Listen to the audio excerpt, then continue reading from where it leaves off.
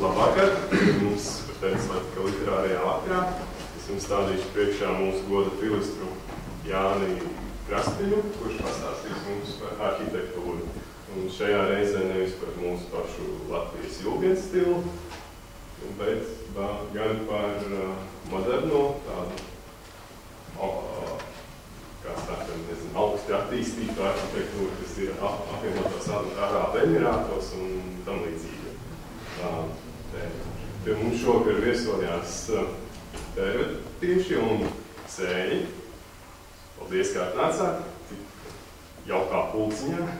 Vēl mums tāds jaunums pirmoreiz izmēģināsim, esam tikuši pie iespējas nofilmēt mūsu šo lekciju, metodām ar savu, ko mēs tam izsūtīt citiem prātiem, kas ir ārzemēs, lai viņi arī varētu aplūkot. Tāpēc nejūtieties traucēti, ieraudzīsiet sevi. Tā, labi. Tad dodu vārdu, jā. Vakar, pārreiz, ka man lūdzu kaut ko parunāt šajos vakaros, es tad uzliku jau tādu plašāku tēmu loku, jo Tehniskā universitātē, kurā es strādāju studentiem, mums par dažādām arhitektūrām lasu lekcijas. Un, protams, piedāvāja visu, kas saistās ar Latviju, bet kolēģi izvēlējās, ka vajag kaut ko egzotiskāku. Tad arī šo egzotisko priekšlasījumu es jums šovakar demonstrēšu, lai parādītu visu, kas te ir salikts, jo tā tēma ir ļoti bagāta. Tur ir vairāk nekā 200 attēlu, katrai vairāk attēlu iekšā kadru. Tas aizņems, atvainojos iepriekš, domāju, ka vismaz kāds nepilns 2 stundas tas varētu gan aizņemt. Ceru, ka īpaši iebildumu nebūs. Bet tā tēma izrādījās ļoti aktuāli, jo pašlaik mēs zinām, ka mūsu premjeras ar veselu latviešu uzņēmēju komandu atrodas tieši šajā zemē. Bet es tur nonācu 2008. gada rudenī, privātā braucienā kopā ar kolēģiem, jo nolēmām, kur vajadzētu aplūkot kādu tādu lietu, kas tiešām ir šobrīd viens no pasaules arhitektūras tādiem aktīviem mezglapunktiem. Arhitektūrā šodien ir, lai tādam nelielam ievadam, tādu zinām problēmu, jo vēl pirms gadiem 10-15 mums ir diezgan skaidrs, kā attīstās tīri tādā mākslinieciski stilistiskā jomā arhitektūra. Tas bija tā sauktais postmoderna periods, kas reaģēja pret 60. un 70. gadu stiklu kastītēm, bet 20. gadsimtā katram stilam apmēram kāds 20 gadus Dievs ir atvēlējis, un tā jau visiem apnīk un vajag kaut ko jaunu. Un tas, kas sākās jau mūsu gadsimtā, manas paudzes cilvēkiem atšķirībā no pašas jaunākās paudzes, tas šķiet nevis kaut kas ļoti moderns, bet tieši pretēji. Notiek kaut kā tāda atgriešanās pie jau tiem stereotipiem, ko manas jaunības dienu paudzes kolēģi ir jau it kā pārdzīvojuši. Un tagad ir tā sauktais mūsdienu minimalisms modē, un daudziem jauniem profesionāļiem šķiet, ka modernāka arhitektūra ir glūda stikla kaste. Patiesībā laikam tieši otrādi. Bieži vien saka, ko tur stāst par kaut kādiem tuviem austrumiem, tā nav eiropeiskā kultūra. Te uzreiz jāsaka, ka viss, kas tur notiek, liela daļa ir gan vietējo arhitektu darbi, bet tur mēs varam atrast gan drīz jebkura mūsdienu pasaules pirmā līmeņa zvaigznes vienu vai otru darbu. Kad mēs tur bijām kopā ar dažiem saviem kolēģiem, man saka, jāreiz, tev vajadzētu atvest mūsu studentus un parādīt, kāda mūsdienās arhitektūra patiesībā ir. Sākumā tāda neliela ievadu ilustrācija.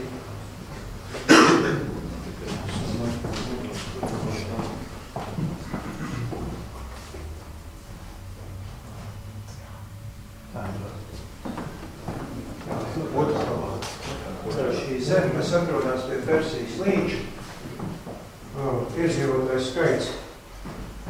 Tur ir kādi pamatiedzīvotāji, nav pārāk daudz kā Latvijā nemaz, nedaudz vairāk kā 2,5 miljoni, bet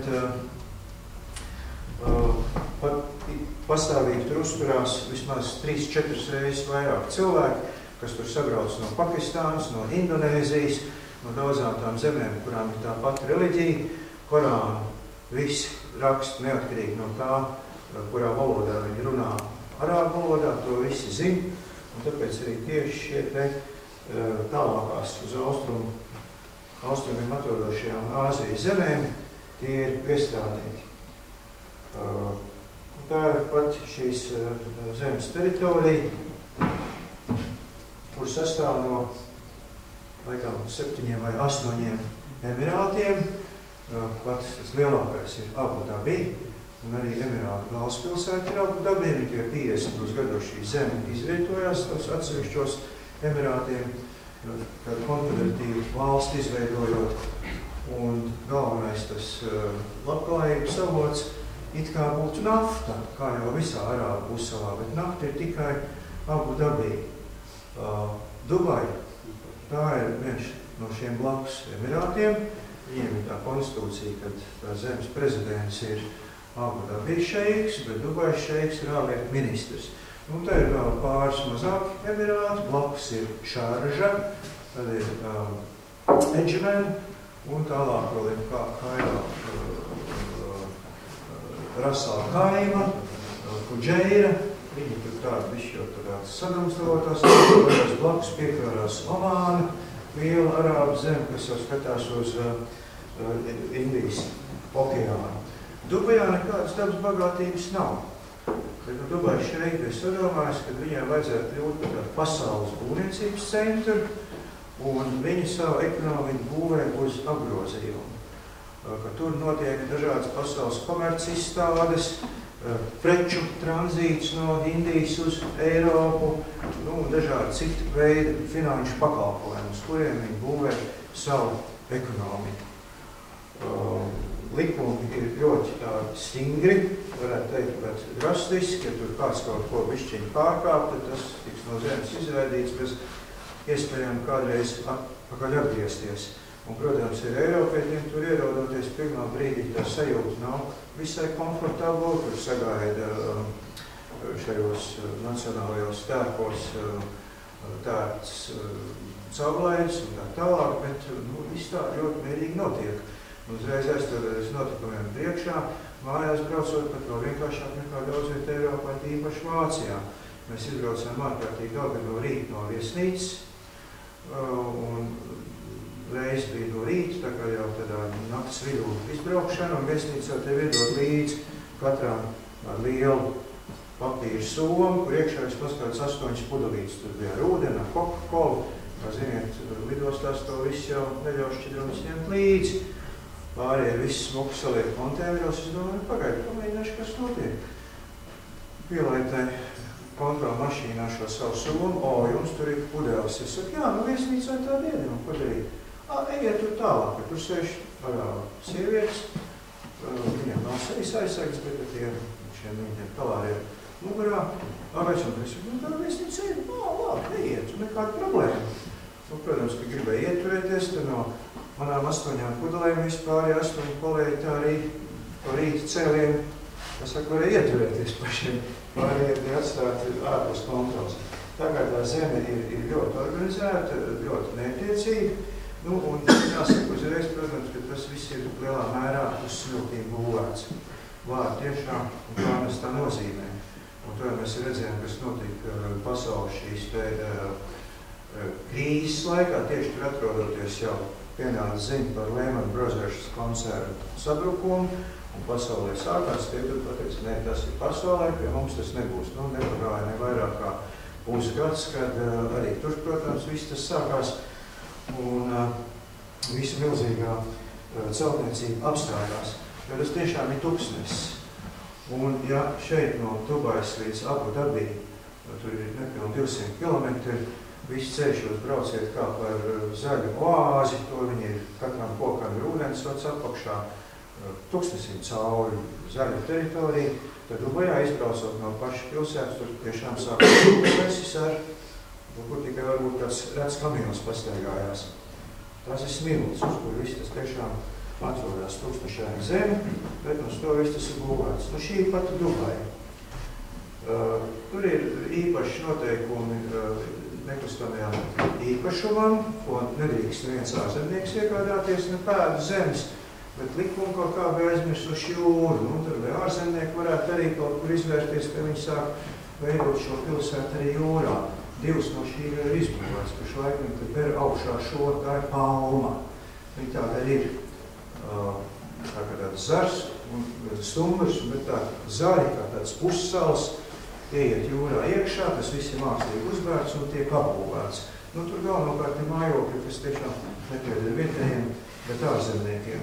Un te ir otra vēl lielāka tāda salu, tā kā tāds arhipelāgs, to viņi sauc globu, un jūs redzat, tā kā tāds globus ir izskatās, var saskatīt kontūrus apmēram tām izkaisītām saliņām, tā būs Ziemeļa Dienvidamerika, Āfrika, Eiropa, Āzija, pasaules kartos, tās visām virsū ir mājas. Nu, tur aizbrauc ar kuģiem, šeit iet iekšā ceļi, tā skaitā sabiedriskais transports. 2009. gada 9. septembrī, tad 09.09.09 atklāja metro līniju. Tas nav pazemes sabiedriskais transports, bet uz estakādēm izveidots. Un ne jau uzreiz tā kā viena otrā pat Eiropas ļoti turīgā lielpilsētā izbūvē šāda līmeņa sabiedrisko transportu, kas ir ārkārtīgi dārgs, tad tur 4-5 stacijas, tur daži kilometri. Šeit uzreiz 50 stacijas, 100 kilometru garumā, 2 līnijas. Viss tas notiek ar tādu eiropiešiem grūti aptveram vērienu. Dubajas lidosta, kas šeit atrodas, tā ir viena no pasaulē lielākajām, gandrīz 30 miljonu pasažieru gadā apkalpojums, tas ir pamaz šeit Džebel Ali būvē jaunu lielidos, kur būs 150 miljoni. Tā kā viss, kas te notiek, tiek būvēts tā, ka tas ir pasaulē lielākais. Viss tas brīnums sākās tikai pirms nepilniem 15 gadiem. Senākās bildēs mēs varam redzēt Dubaju, kas tā līča krasta atrodas no tā uz rietumiem, galvenā iela, Šeika Zeid Road. Šeika Zeids bija tas, kas bija apvienot Arābu Emirātu dibinātājs un savu veidu tādu dieveklību. Viņiem joprojām pāris ēkas tūkstnesī parādījās. Tā tas izskatījās vēl 90. gados, nu, ja 2003. gadā mēs redzam, ka šis Šeika Zeid Road galvenā maģistrāla jau ir apaugusi ar veselu debeskrāpu puduri, un jau tuvāk mūsdienām tā ir jau tāda savu veidu, var teikt, Manhattan. Skatām no tūkstneša, viņi tiešām tā kā tā mirāža paceļās jūsu priekšā. Un ne tikai tā, pats šīs Dubajas centrs ir viena vieta, kur mēs redzējām, kur iziet šis Šeika Zeid Road rietumu virzienā, bet kāds kilometrs 10 vai 15 uz rietumiem, ir vēl otra tāda grupa, tā saucās Marīna, un braucot pa viņu, tāds zemes arābu mājas visu laiku, uzreiz uz horizontu jūs jau ir atkal tā kā mirāža, vesels šāds debeskrāpu puduris paceļās. Viss tās celtnes ir ap 200 līdz 230 metru augstas, precīzi regulēts augstums. Dažas no viņām speciāli vēl augstāks 350 metru augsts celtnes. Nu, mērogā mūsu augstākās Rīgas mājas ir ap 120, Hanzebankas ēka, Īpsalā, tagad Ziemeļtorņi, top tie tur būs kāds 130 metru augsti. Šīs viss ir gandrīz 2 reizes augstākas, tās ēkas. Protams, visi pazīst Dubaju dēļ Buržu. Dubai, Buržu nozīmē torens arābu valodā, kas tagad saucās Buržu Khalifa. Tā ir tāda bildīte, kur vienkārši attīstības vīzija ir paredzēta. Tās mākslīgās ūdens baseina vidū būtu viena liela māja, kas ļoti slavena nīderlandiešu arhitektu projektu, kas tur tā grieztos ap savu asi visu laiku. Un šeit mēs redzam šo Buržu Dubai. Viņas augstums ir 828 metri. Ja ne tā, tad pasaulē augstākās mājas dažas tikai tuvojās 600. Bet līdz šim tās pašas augstākās, vai ne tās, kuras, nu, teiksim, tajā kategorijā, kas ir Ņujorkā 2001. gadā sagrautie līņu torņi bija. Tie bija apmēram plus-mīnus 400 metru augsts celtnes, kurš bija stingri augstāks par visu to, kas pasaulē vidēji mēdz būt. Un tad parādījās Malaizija augstāks, tad Taivāna uzbūvēja.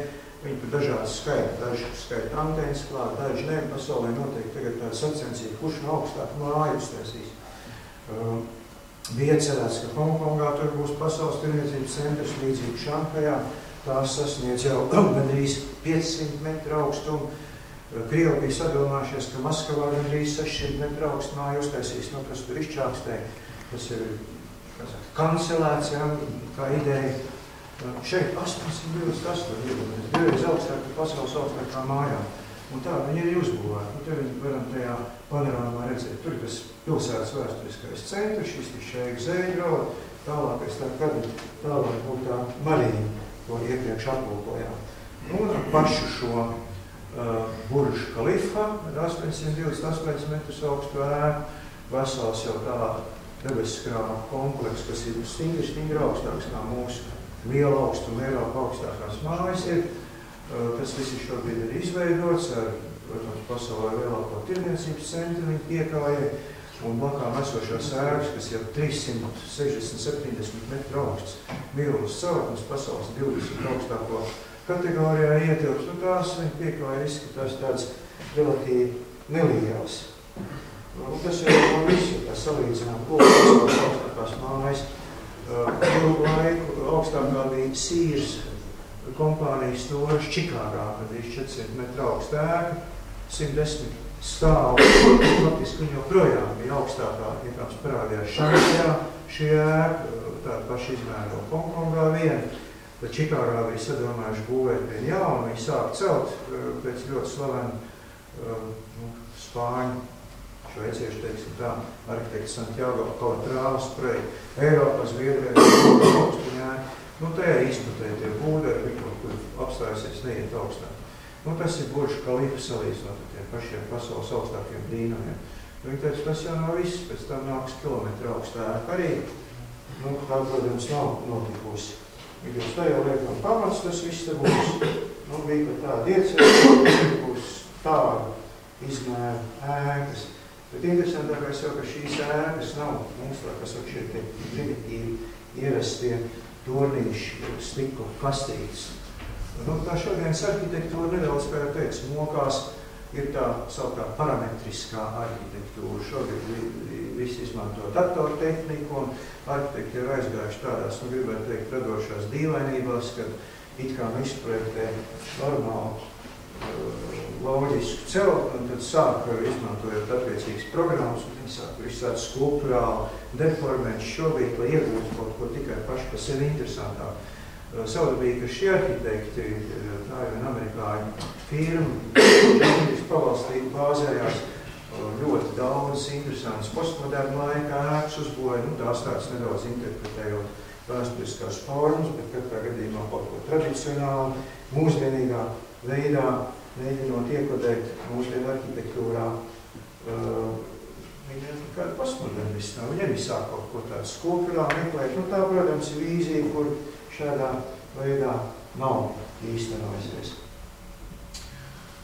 Tagad tāds caurskats tam, ko tur nācās redzēt, kurš no rīt tuvojamies Emirātiem, un tad zem lidmašīnas spārna pavarās vēsturiskā apbūve, šis centrs, tur var šo Burž Khalifa redzēt. Viņš tā laikā faktiski jau bija sasniedzis savu gandrīz pilno augstumu, gadu vēlāk viņu atklāja, un tā vecā lidosta atrodas gandrīz vai blīvi apbūvētajā pilsētā iekšā, kā jau teicu, ļoti ērti. Te mēs viņu redzam, kurā 2004. gadā tika paplašināta, divreiz garāk, ja viņas piebrauc lidmašīnas, un tāda milz, tāda gara pilsēta, iziet cauri, bet kurā ir ārkārtīgi ērti, atšķirībā no daudzām pasaules lidostām, Frankfurtē jūs aizbrauciet. Tā kā labirintā cilvēks jūtas. Jāskatās, kur iet un pa kādiem gaiteņiem, pa kādiem tuneļiem, kur tu nonāc tikai pēc kaut kādas verbālas informācijas, bet cilvēks faktiski zaudē atskaites punktu tālpā. Šeit tas viss ir ļoti ērts, skaidrs, visi, kur kas atrodās. Katēnās varbūt par kaut kā, vai izslēgt gaismu, vai tā gadīt tumšties. Jā, droši Tas apārāts ir gaišāk nemāk, ne? Jā, tā vēl. Tikai, ja jūs runāsiet, vēl 2 stundas, Jā. Tas ir tāds turismu centrs, tur ir, protams, liela zelta tirdzniecība un vietējos cilvēkus tikpat kā grūti kaut kur saskatīt. Tas, protams, viss mirdz turistiem paredzētās vietās, ir speciāli ķērs skaidrs pēkšņas ieraugot 4 ārā, tomēr arī iet kaut kā tumšā vakara laikā par īvalu. Ļoti stingri arī cilvēkiem apģērbs tiek kontrolēts, restorānos, tu nedomā, tur kaut kādās īstās biksēs iet iekšā, vai nu eiropeiski uzvalkā, vai tradicionālajā arābu tērpā. Un šis ir viens no tādiem zelta tirdzniecības centriem, ļoti jauna ēka, bet viņi atspoguļo tieši šo postmodernu, kas tur joprojām ir dzīves. Respektīvi arhitektūru, kur interpretē kaut ko reģionālu, raksturīgu visai šai islāma pasaulē, un tos tās mājas ārējā tālā labi var just iekšā, kā parasti mūsdienās viss, tā kā jau mēs redzam, pat tās kaut kā Rīgas centrā galerija Rīga. Tās ir liela telpas, kas iet visiem stāviem cauri, ar uzsvērtām pliktiem, kāpnēm, un tas viss atbilst tādiem rietumu standartiem. Slīds, kas iet iekšā no vēsturiskajā pilsētas daļā, to visu laiku braukā turistus vizinoši arābu kuģi. Tā ir vesela tāda, kā saka, izrāde. Tagad mēģināsim pastīties, kā ir jau tālāk. Kājām tur faktiski nekur nevar aiziet. Mēs vienmēr lietojām taksometru pakalpojumus, var noīrēt uz gandrīz veselu dienu taksometru, un tur mūsu naudā tur samaksā kaut kādas 15 vai 20 latus. Tas ir apbrīnojami lēts, vispārējais gan tur nav lēts, stipri dārgi viss tā lieta ir. Tās ir tāds vēl 90. gadu banku ēkas 90. gadu nogalē, kur arī jau parādās tādi interesanti arhitektu vārdi, kur Eiropā mēs ilgu laiku pat varbūt nezinājām, kas tie tādi. Karls Sots, tas ir viens urugvajiešu arhitekts, kurš kļuva pasaules slavens uzvarēdams Bastīlijas operas Parīzē konkursā, un šī jaunā lielā Parīzes opera pēc viņa projektu uzcēla. Pēc tam Eiropā viņš kaut kā nebija dzirdēts. Šeit izrādās Emirātos, te ir Nacionālās bankas ēka, un daudz citas ēkas pēc viņa projektiem ir tapuši. Šeit blakus ir arī tipiski tāda postmoderna, ļoti arābiski pēc savu raksturu celtni, kas ir vietējo arhitektu darbs. Tā šī te, tas senākais biznesa centrs izskatās vienā paskartītē. Un te varam redzēt to būvdarbu laikā, uz tās estakādas metro līnija top. Tā ir tā metro sistēma, kā jau teicu, tur iespējīgs garums sasniedz. To visu kopā bija 100 km, jo šeit nav ieskaitīta vēl viena līnija, kas tās datos neparādījās. Viņi tiek būvēti iekšā šajā palmā. Un no centra skats uz šo Šeiha Zaidu Road, ko mēs iepriekš skatījāmies. Ir daži tādas ēkas, un visās pilsētās viņi parādās bumbu galā. Tās ir vietējās mobīlo sakaru kompānijas, Etisalāt, telekomunikācija, zīmols viņiem šī bumbu galā. Un lielākā daļa no tām atkal pasaules slavenu kanādiešu arhitektu Artūru Eriksona projektiem ir tapuši. Tas ir tā milz augstceltne, Burž Dubai, un šeit divas tās ēkas, kas viena otrais skatās pretī slīpiem jumtiem, viesnīca un birojtornis, kas ir tā sauktie Dubais torņi, sava veida tāds zīmols, līdzīgi kā Eifeļa tornis ir sava veida Parīzes simbols, tad šis ir tāds pats Dubais simbols, kur visādos plasmas izstrādājumos, dažādos suvenīru formātos, kurā vietā var iegādāties. Nu, un to, ko mēs varam skatīties šajā vidē, to galvenokārt no automašīnas logu var skatīties, jo ar kājām tur nav paredzēts vispārīgi pārvietoties. Pa ceļam mēs šeit redzam būderu fāzē toreiz, tagad, protams, ir nobeigta šī ēka. Tā ir tāda angļu arhitektu Atkins, kas nav konkrēti viena fiziska persona, bet liels projektu birojs. It kā mums par pasaules kādiem 4 vai 5 lielākiem projektētāju uzņēmumiem viņš skaitās. Ļoti daudz viņu radītu projektu Dubajā vēl atrast. Nu, tas ir vietējo arābu arhitektu kāds darbs, un šeit pavarās jau panorāmiskā skatā šis šeiha Zeidža ceļš, kur ievada abi šie emirātu tori. Teic, viens ir viesnīca, otrs ir birojnams. Tie ir no tālu austrumu arhitektu darbs.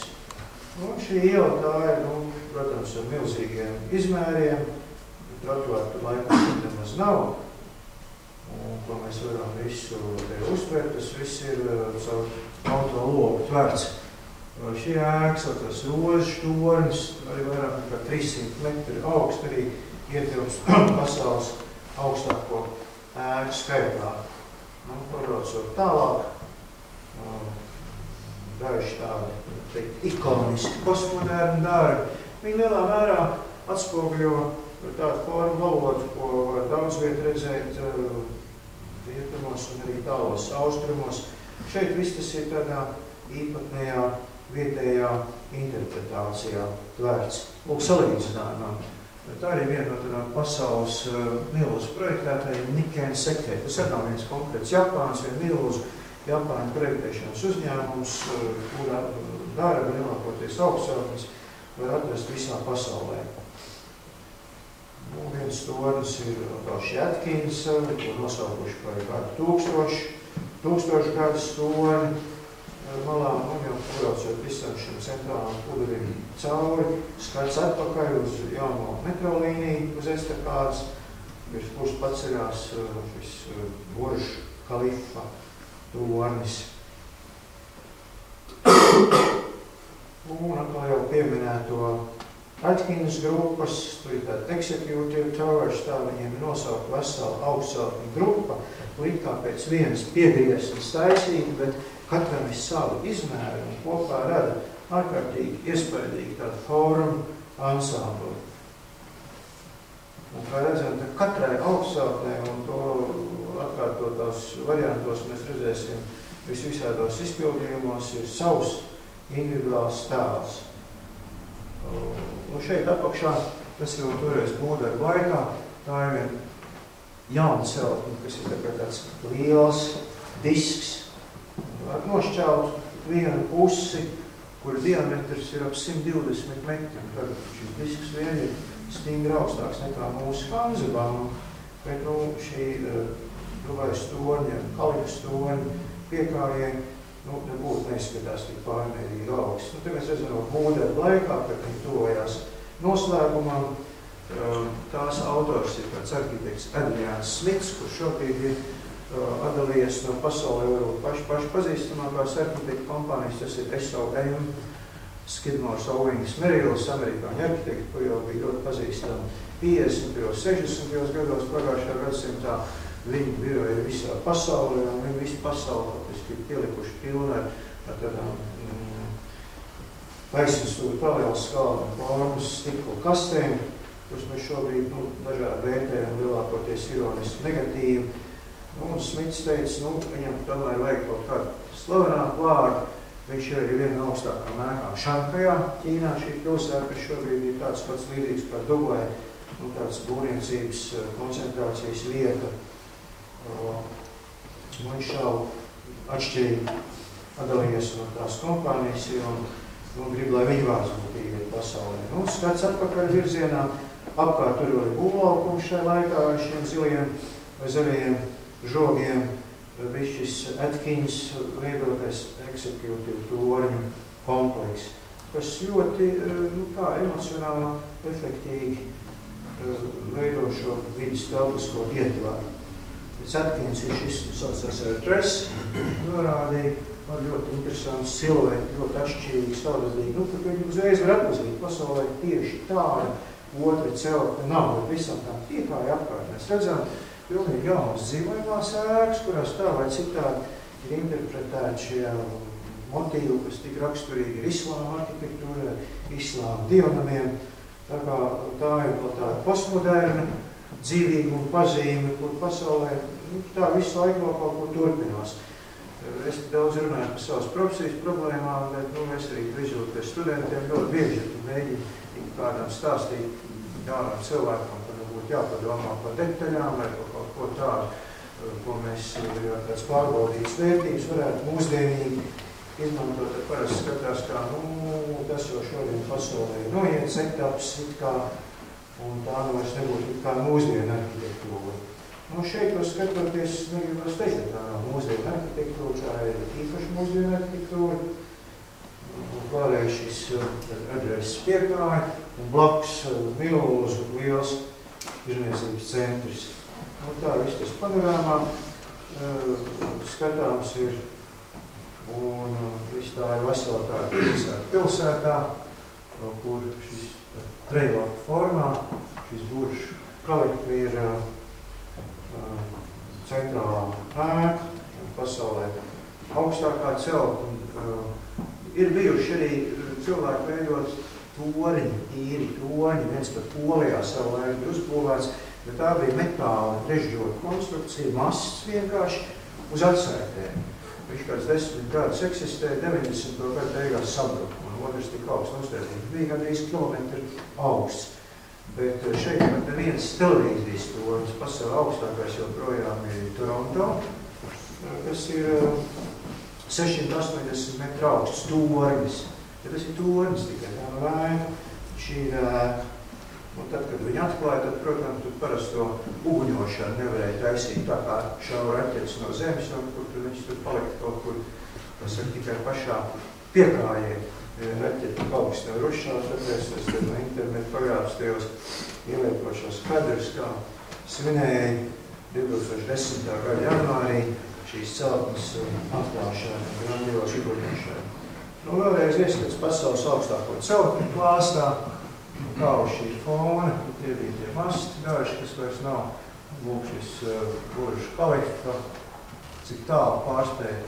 Visaugstāk šeit nav Šanhais un Hongkongs, divas augstākās ēkas, kas tagad ir jau gatavs. Un ieskats būdaru laikā uz šo kompleksu un blakus to, kā jau teicu, šis diskveidīgais biroja nams, kas ir ārkārtīgi interesanti, ļoti šodien modernās, tās augās ekoloģiskās arhitektūras izpausme. Respektīvi veidot ēkas, kuras būtu enerģija taupoši. Arī šeit jau ir enerģijas taupīšana nepieciešama, jo tas pats, ko mums enerģija prasa apsildīšana ziemā, tad šeit cauru gadu attiecīgi iekštāvu dzesēšana tāpat prasa ievērojamu enerģiju.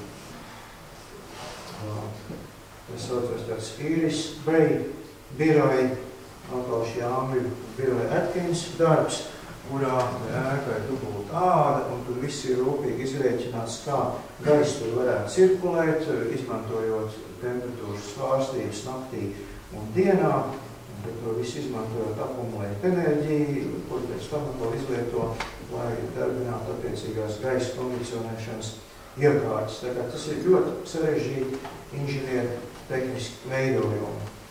Nedaudz salīdzinājumā tās mūsdienu arhitektūras tendences, šī te paša Atkins, lai neteikt, ka tikai tur apvienotos Arābu Emirātos viņi darbojās. Šitais gan arī Arābu pussalā ar vienu viņi ļoti saudabīgi viņi celtni un mēdz pasniegt kā tādu pasaulē lielāko vējatoru, tad veseli 3 ir starp šiem vairāk, gandrīz 300 metru augstajiem būvapjomiem ielīti.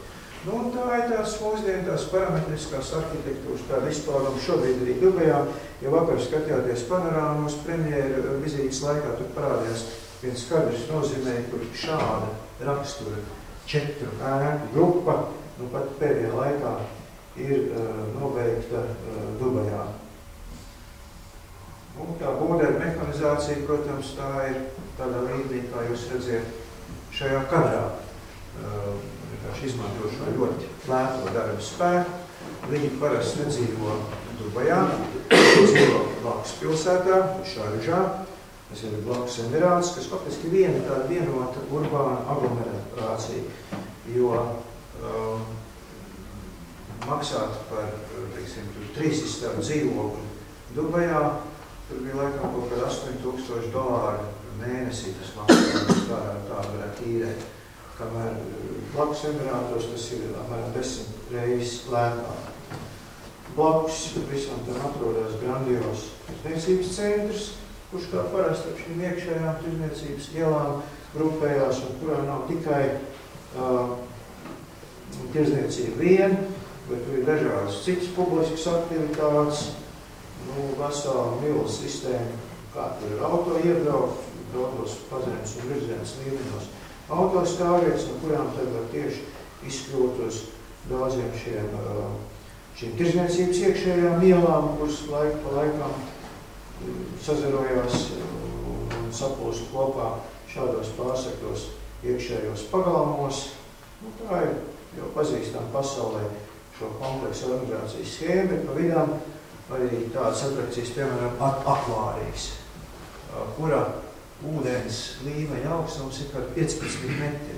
Tad iedomāties, ka apakšējā līmenī šeit uz to stikla sienu, aiz kuras peld dažādi eksotiski okeāna iemītnieki, spiediens ir 15 atmosfēras. Kādiem ir jābūt šiem stikliem un kādai jābūt tai konstrukcijai, kas, protams, ir pasaulē lielākais akvārijas. Katrs veikala apmeklētājs var viņu skaisti pastīties, bet tur aizmugurē arī staigā cilvēku, un otras puses nopērkot attiecīgi. Tur ieejas biļeti var vēl kaut ko vairāk aplūkot. Arī hokeja laukums tur iekšā ir un dažādi citi sporta laukumi.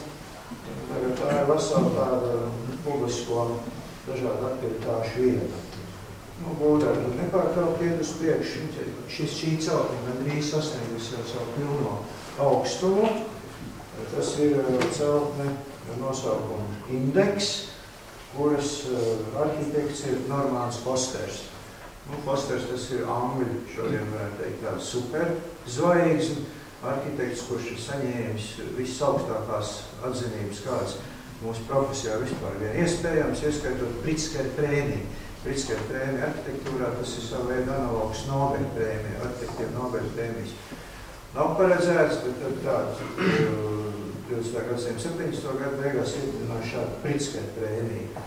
Un Fosters jau nav tikai Seržs Fosters, vai kas viņš ir lords, viņam pat angļu šis te izšķiltīts tituls ir piešķirts, un katra viņa celtne atšķirās ar kaut ko savdabīgu, kas nekur citur neatvērtojās. Londonā ir ļoti daudz viņa celtne, kas tāpēc arī tāds neatvarbūt īpaši neizvēlās, bet katra šeit ir kaut ko savdabīgu. Tad mēs redzam šo Normānu Fosteru darbu Dubajā.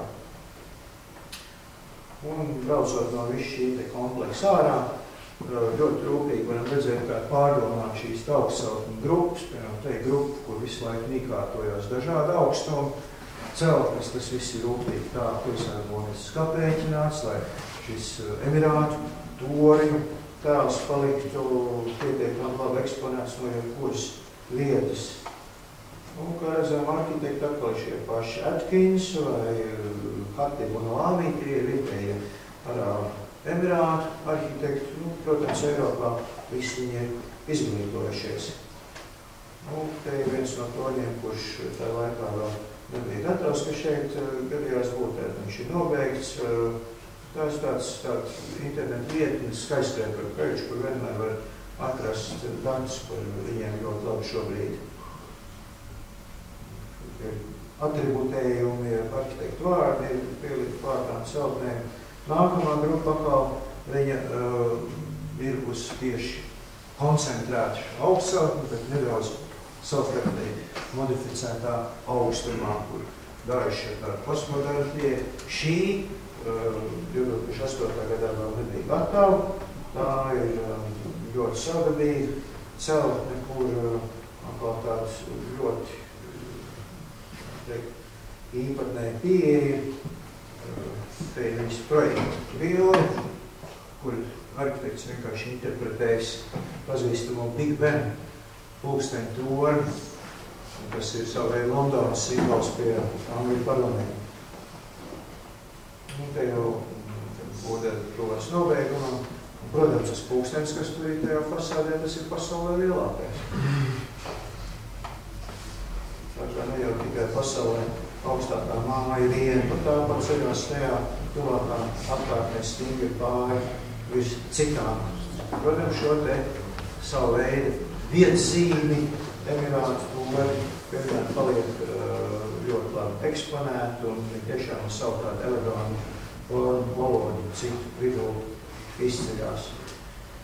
Un dažādos rakursos šeit redzam šo te pašu šeit zeļu raudu apbūvi. Ļoti dažādiem šiem paņēmieniem, redzam atkal pavisam citu kaut kādu formu valodu, kuru iegūst faktiski tikai lietojot mūsu datorprogrammas. Un tālāk uz rietumiem ir mēs liels tirdzniecības centrs, tam neizdevās citādi nofotografēt, kā tikai no automašīnas. Un ceļu izkārtojums, jo tā nav pat gājienu ceļu, kur tā no ārpus pastīties. Tas tāds nejauši kadrs bija, labāk tā arī beigās izrādās, ka nevar atrast. Šī konstrukcija, ko jūs tur redziet, tā ir mākslīgā kalnu slēpošanas trase. Viņi sastāv no tādiem divām taisnēm, viņi iet no paša tirdzniecības centra augšām, tevis jumti pagriežās gandrīz pa 90 grādiem, un tad tā augša estafāta, ko jūs te redzat. Paralēli iet tur iekšā divas trases, pa vidu tie slēpotāji krēslu, pa kuriem var pacelties augšā, bet tas viss atrodas vienā lielā, grandiozā tirdzniecības centrā, kurā tā iekšējā arhitektūra ir ārkārtīgi tāda eiropeiska lepna, gribētu teikt tāds lepnākie Parīzes modes saloni, nav tik eleganti un tik nostrādāti un efektīgi un tik greznos un dārgos materiālos, kā jūs šeit redziet šajā centrā.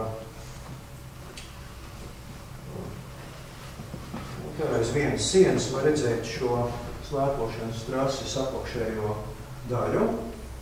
Un tālāk tur apmeklētāji iet jau kaut kur bišķītiņi augstāk iekšā. Tad apakšējā daļa, tā ir tādiem galīgiem iesācējiem, kas tur uzturās. Un mēs, protams, ar kolēģiem arī apmeklējām to vietu, bet viss tās apvēlētās 2 stundas par to naudu, ko tu tur izīrē inventāru un tev iedod tērpu. Tas ir tāds plāna lietasmeļa auduma tērps. Bet iedomājies, jūs staigājat apkārt, kur ir starp 30 un 40 grādiem visu laiku. Tur iej iekšā, tur iedod, tur ir -6. Nebija ienācis prātā, ka ciņi ir vajadzīgi rokās. Nu, pirmais nosala rokas tā, ka nevarēja visas 2 stundas, tur, protams, nemaz izturēt. Nu, šeit tagad viena sērija, braucot no centra rietumu virzienā, gar Persijas līdz raksturīgās arābu mājas. Parasti visi ir viestrādnieki, tur jau dzīvo zemes saimnieki, jo pašiem arābiem, tie tur iepūš vietējais iedzīvotājs, ir šī zemes kungs un valdnieks. Viņiem tur valdība to, teiksim, viņš apprecās uzreiz, tur iedot kaut kādus $10 000, lai viņš var savu iedzību uzsākt pa katru bērnu, kaut ko līdzīgi maksā un tā tālāk. Nu, tās ir tipiskās arābu mājas, jau viestrādnieki vienāds dzīvo. Šīs te virsbūvītes, ko mēs redzam, tās nav tikai tādas smukuma formas, tas ir tāda mūsdienu interpretācija par tradicionālo arābu mājokli. Viņi tādas veidoja, nolūkā, ka tā ir tāda dabiskā, varētu teikt, gaisa kondicionēšana, jo viņš uztver mazāko vēja plūsmiņu, tad iekštelpās, lai radītu kaut kādu veidināšanu bez elektriskajiem ventilatoriem un līdzīgā veidā. Braucot, tur tas vēsturiskais centrs ir, šeit zveidrauko. Tur aiziet tā viss tā arāba būva galvenokārt, un tad šeit ir Burž al-Arāb tornis, kas jau jūrā iecelt viesnīca. Tad, kad viņi uzcēla, tagad jau ir 2, bet tad viņi bija vienīgā pasaulē 7 zvaigžņu viesnīca. Nu, parasti viesnīcām ir no maksimāli 5, šai 7. Viens nopurs tur laikam 40,000 eiro diennaktī maksā. Viņi sastāv no 2. Viena ir šeit pie Sauszemē, un otra ir uz šīs mākslīgās saliņas jūrā. Abas 2 ir kompleksā veidotas. Šis Sauszemes viesnīcas apjoms, tas ir tas, ko parasti saka, ne jau Birkarts tāda ir izdomājis, un tāda jau ir gatava. Mūsu Nacionālā biblioteka no šīs atšķirās ar to, ka šai ir tādai formai arī atbilstoši mērogs, jo tā ir kalna, tad viņam jāskatās pēc kalna, nevis pēc tādas mazas kaudzītes, tā kā Diemžēl, tas, ko sākumā mūsu Nacionālā biblioteka bija paredzēta, ja viņi būtu gājusi tā, kā viņi bija domāti, kad neizpost apbūvi ar Uzvaras bulvāru, un ja viņi aiziet līdz dzelzceļam pārsedzot akmeņu ielu, viņam vajadzēja būt vismaz pusotras vai pat 2 reizes augstākai, tad šādai formai tāds mērogs arī atbilst pat Rīgas apstākļos, bet viņi, tā saka, mehāniski tika samazināt, un tagad mums viņi jau nav lielāka pat par Renesansas viesnīcu tajā vizuālajā uztverē. Diemžēl izmēri nav Lietojā neatkarīgi no formas, katrai formai prasās arī savs izmērs. Šeit tas ir apmēram atbilstoši. Un tad pārējot terapiju, tā ir ļoti tāda inovatīva. Tas otrs apjoms viesnīca, kurai cauri iziet visiem stāviem telpa. Šeit viņi pavarās pret Sauszemi ar ļoti īpatnēju fasādi, kas ir caurspīdīgs plastikāts, kas tika radīts speciāli, tas kaut kāds ne īsti polikarbonāts, līdzīgs materiāls, kurš tieši šeit pirmo reizi un šai celtnē tika izmantots. Tur ir arī iespējams attiecīgs turismu pakalpojums, ir viņi apmeklēt iekšpusē. Šeit ir tikai vēl pagaidām piegatavojumu vieta. Tur visādas tādas atrakcijas ir kā līņšu masīvi. Šitais te buķis, kas tur augšā, tas ir dinamiski, un visu laiku šūpojās. Tāds visādi vizuāli efekti ir radīti, un tādi ir arī šai viesnīcā. Naktī viņi visu laiku tiek izgaismot dažādos toņos, šeit kaut kāda Ferrari prezentācija notiek, kaut kas tur eksponēts uz viņu, un ieejot iekšā, tad no priekš paceļās tāda ūdens kaskāde, kur visu laiku tās nav tāds strūkliņš, kas visu laiku līst, bet tagad tāds ūdens desiņš visu laiku šķiet, ka kaut kāds zivis lekt pa zivu aizsprost augšā. Tā ir ļoti dinamiski, tie ūdens tādi cilindrīši izliekušies visu laiku lēkā par to virsmu. Un visu laiku mainās arī tonalitāte un viss tas skats. Un mēs redzam arī retos vietējos cilvēkus kaut kur pavīdām, kur tur tiešām nav pārāk daudz.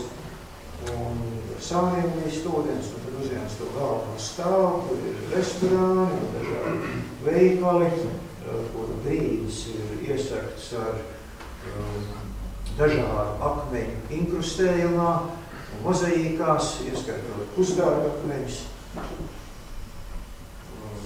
Šī ieejas daļa jau skatām no augšu, mēs redzam to ieejas daļu ar šo ūdens paskādu no augšu skatām, un galvenajā tajā publikas līmenī dziļāk pavēršoties, kur ir lifti, uziet augšā uz viesnīcu numuriem.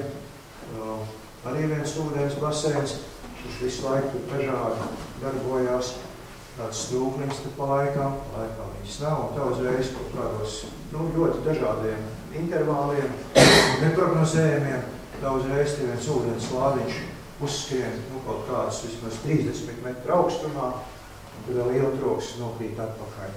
Protams, tas viss izšrakstās un tā par to grīdu bišķi, tad pašā brīdī iznirst tumšā dēna cilvēku ar momentā viss saslaust un pazūd.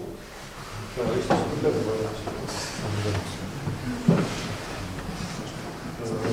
šī liela telpa, kas iziet visam apgabalam cauri, ar sāniem izējas no balkoniem uz viesu numuriem. Tā ir tā plastikā fasāde, kas skatās Saulzemes virzienā. Apakš uz augšu visam tam iziet cauri šī viesnīca, vēlreiz šī basēns, dažiem vairākiem fonā, kādi ir šie grīdu iesvegumi, ārkārtīgi grezni, viss tas ir. Bet nevarētu teikt, ka bezgalmīgi. Viņš ir pietiekami izjūta, bet tā dārzība, protams, tur ir ārkārtīgi iespaidīgi. Augšā viņam aizmugurē vēl jūras pusē ir tādi diskveidīgi izvirzumi, kā tāda balvona, kā tādas platformas. Savā laikā tur rādīja laikam, ka 2 federēšas, ko tur tenis uz viņiem spēlē, tāds viss tāds satrats, viss tiek organizēts. Reiz īrais daļa, ļoti skaidri tā arābiski gaisotums ar tā lietā. Un ejam ārā, no turienes naktīs skats uz Dubai, uz šo Džumēras pludmales hoteli no jūras puses, un tur ir vēsturiskais centrs ar Burj Dubai torni, un pavēršot skatu pretējā virzienā, mēs redzam Marīnas debeskrāpu puduļi, un tā iet jūrā palma ar šo galveno stumbru, un uz tiem zaļiem izvietojās dzīvojamās ēkas. Un tur arī vēl metro līnija iet cauri. Šī ir tāda bildīte, kas ir uzņemta vēl daļēji būdarba laikā. Šeit ir liels autoceļš, kopā samērā 5 km šis attālums ir. Un šajā vietā viņš beidzās. Tur zem jūras iziet tunelis uz apkārtējo logu. Un tur uzbūvēja vēl vienu 7 lēžu viesnīcu. Toreiz es teicu, uz ko tas viss ir rēķināts. Šeit ir jau braucot iekšā palmā, skats atpakaļ uz Marīnu, skats no šī stumbra uz Burj Al Arab viesnīcu šo buru jūrā. Tur miglā varam Dūmakā saskatīt šo milzu Burj Khalifa torni. Un šī galvenā transporta maģistrāla apbūvēta vēl tādām ļoti postmodernistiskām ēkām, un tāds viņi turpina projām tur būvēt. Milzu mērogu, rūpi stādījums priekšā, kas viņas viss apdzīvo, gan toreiz, gan tagad, un nākotnē īpaši. Lielveikalos tiek reklamēts, ka tur jūs variet tur nopirkt. Dzīvoklis tur maksā par $80 miljonu tādā veidā šādā mājā. Nopirkt var, problēma jau lielu naudu.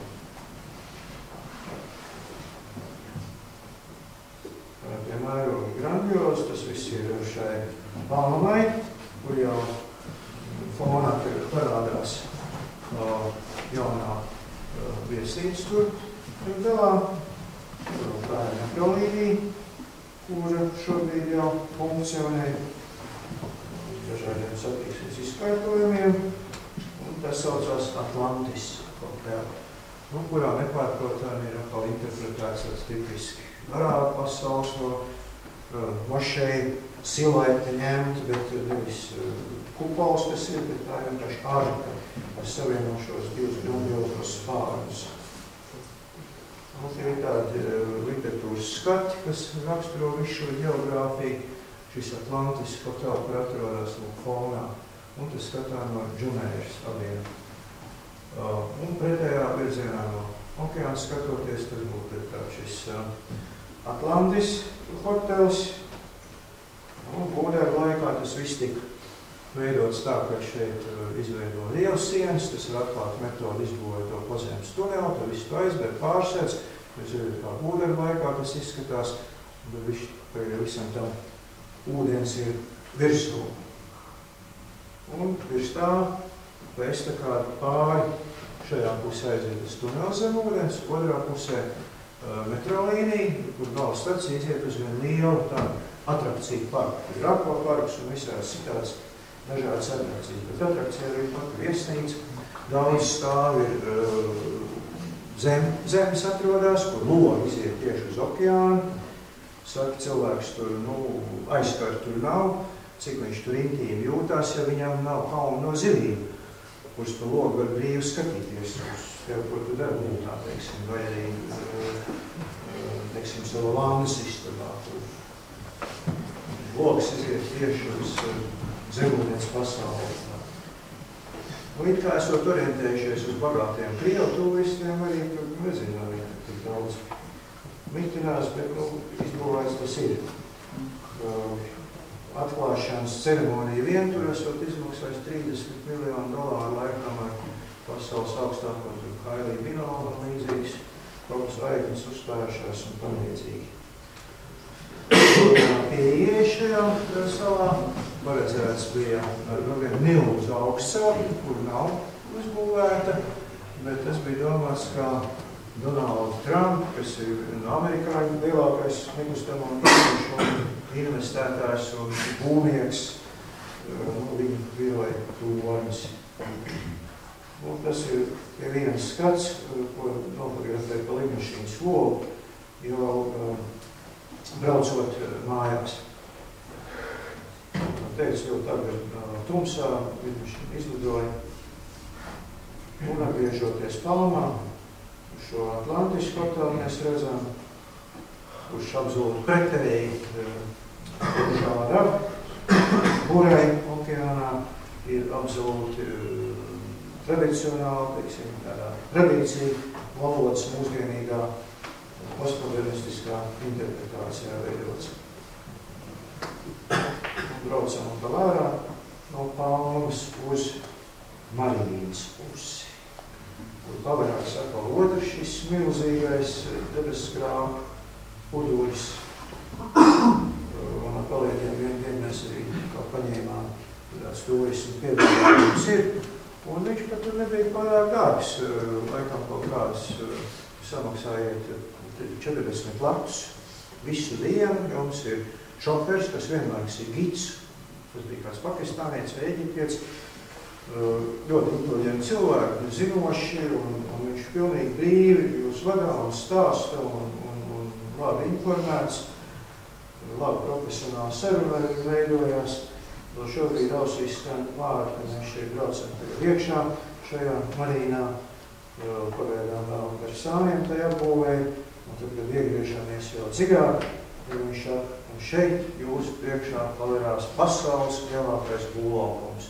Bija tāda statistika, kad 2008.9. gadu 40% no pasaulē esošajiem ceļiem krāniem, ko lieto būvniecībā, atrodas tur, Dubajā. Protams, tā arhitektūra ir dažādi. Šī ēka ārkārtīgi tieši atgādina savu laiku Eiropā augstāko ēku Frankfurtē pie Mainas, Mesa torni, pēc savu arhitektoniskā veidola. Protams, bišķi atšķirīgi, bet ļoti līdzīgi. Tikai to starpību Frankfurtē tā augstākā māja, kur uzbūvēja, bija nepilni 200 metru augsts, bet šī ir, kā redzēt, nepilni 300 metru augsts.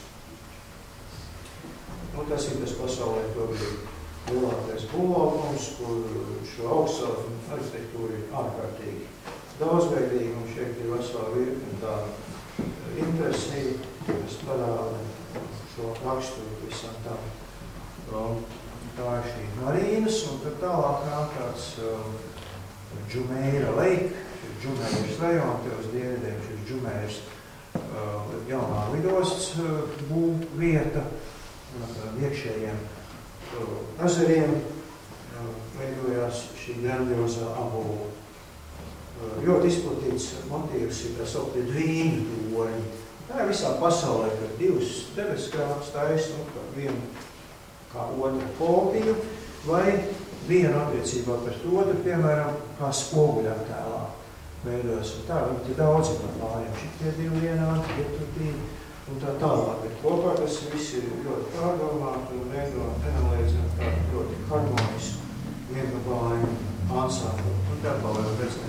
Šie divi vienādi, tie divi vienādi un tā tālāk.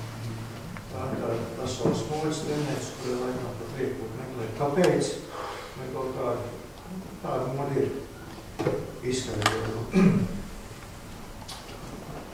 Tie apbraucot apkārt šīm marīm, dažādos rakursos parādās viss tā grupa, un tālāk jau Džumējā iekšā, tur vēl 2 virknes ar šiem debeskrāpiem, kuri ļoti tā precīzi, ka tie mazajiem organizēti, un starp viņiem ir tāds Almais tornis, kas ir pasaules dimantu tirdzniecības centrs, tas jau vairāk nekā 350 metru augstu, vairāk 350 metru augstu. Celtni, kas ir tāds silveta akcents. Tā kā tur nav tā, kā saka, katrs privātais ceļ kā ir, ļoti rūpīgi pārdomāti ir viss šī silveta organizācija, tā kā pie mums Rīgā, kur viss Rīgas plāns ir piemērtāts ar attīstības plānā violetā krāsā iekrāsotiem laukumiņiem, ļoti haotiski. Vēl viens grīni, ko savādāk interpretēts torņu piemērs. Un vēl tālākā skatāvos no rietumiem skats uz šo Marine City, kur citā rakursā mēs redzam šo dimantu torņu, paceļamies virs citiem. Un tas ir atkal Angļu Atkins kompānijas darbs. Un arī tūplānā tāds labs vidas orientieris un ļoti skaidri atskaita telpā pārvietoties ir radot šāds ļoti precīzi izkārtots vertikālos akcentus. Te ir tāds senāks pagairs būtēt laikā, izņemam tekstu, kas tur atspoguļo visu to, kāda tā ideja bija, un atšķirībā no tām pārējām celtnēm viņš izvietojās mezeriem vidū, mākslīgiem mezeriem uz salas. Un arī tūplānā viņš pietiekam labs akcents ir citu celtņu vidū, citos rakursos ēnas, kas jau mēs iepriekš redzējām. Atbraucot atkārt visam šim.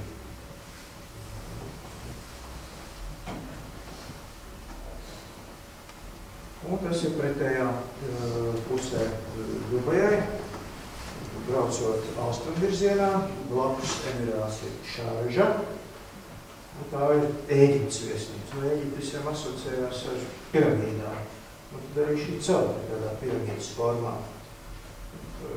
Tas dabiskais līdzs, kas ieiet Arābu pussalā ciedzimē iekšā, veidojās viens milzīgs, ko viņi sauc tagad par šo biznesa līdzi. Tās ir dažādu starptautisko simpoziju, sanāksmi, komerci izstāžu, konferenču centrs. Viss caurā ir ļoti tāda mūsdienīga arhitektūra, un kaut kur par etam tikai var redzēt šādas te postmoderni, un tas ir 90. gadu nogals vēl, topā esošā šī kaut kāda vēsturisko formu interpretācija.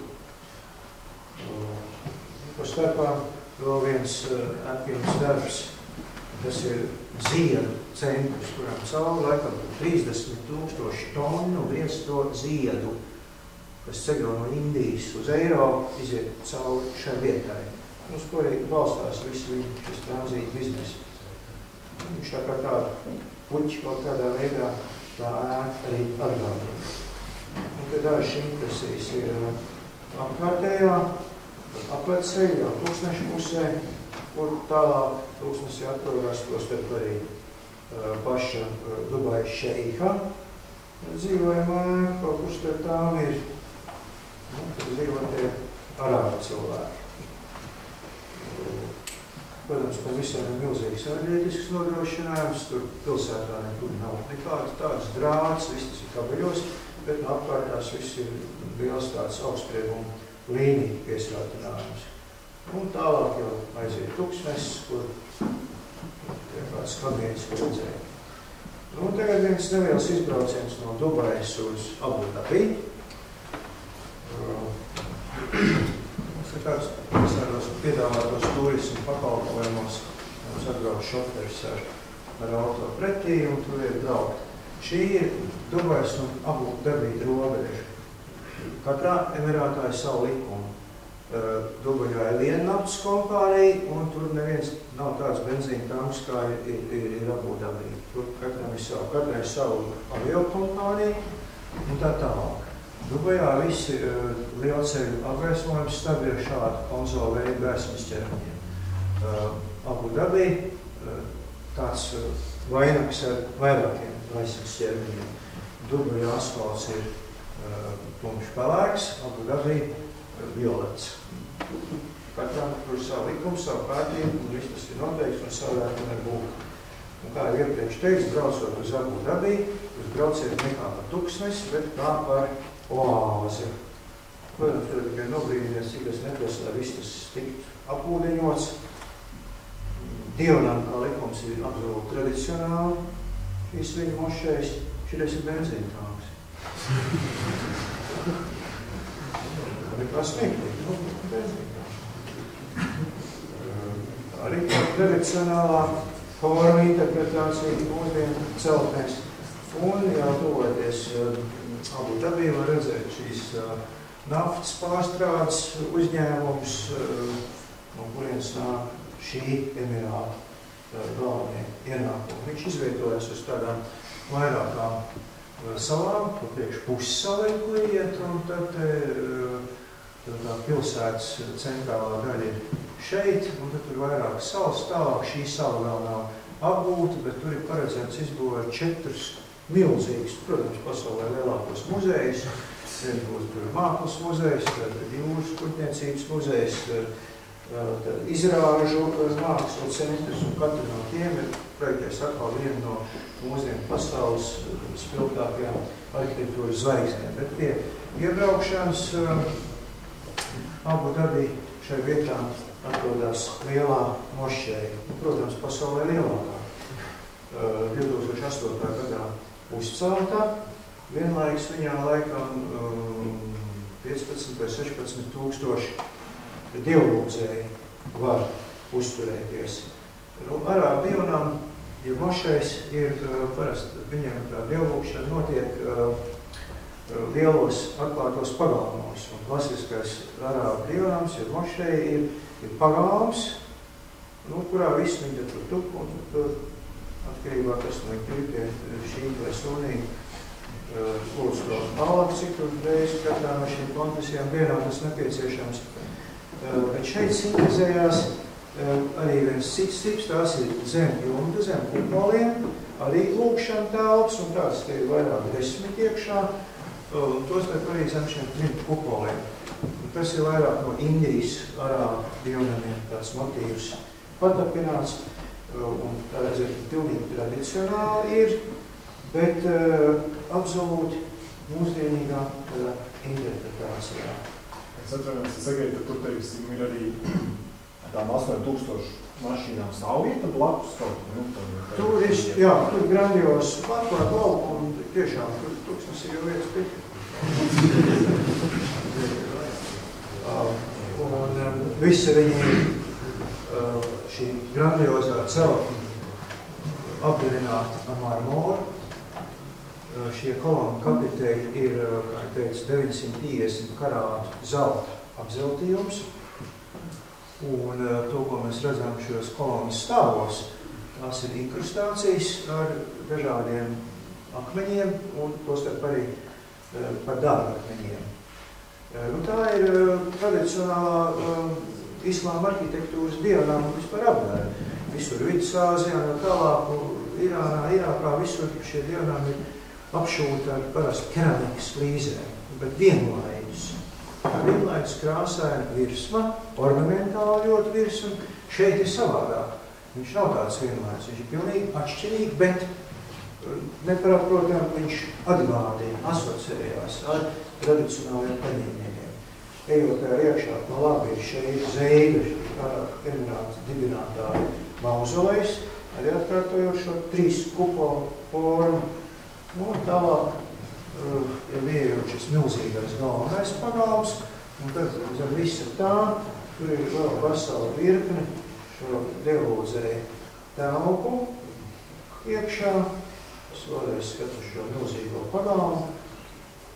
Es pat nezinu, kā viņi tur vidēji tur var, jo tas akmens sakars tā, ka tur jau var cilvēku neapviņot tā, pieskārties. Viņš ir apzināsties. Viņi kaut ko paklāja atpakšā. Un te ir daži detaļas stūplānā šiem valstiem, sienu fragmentiem.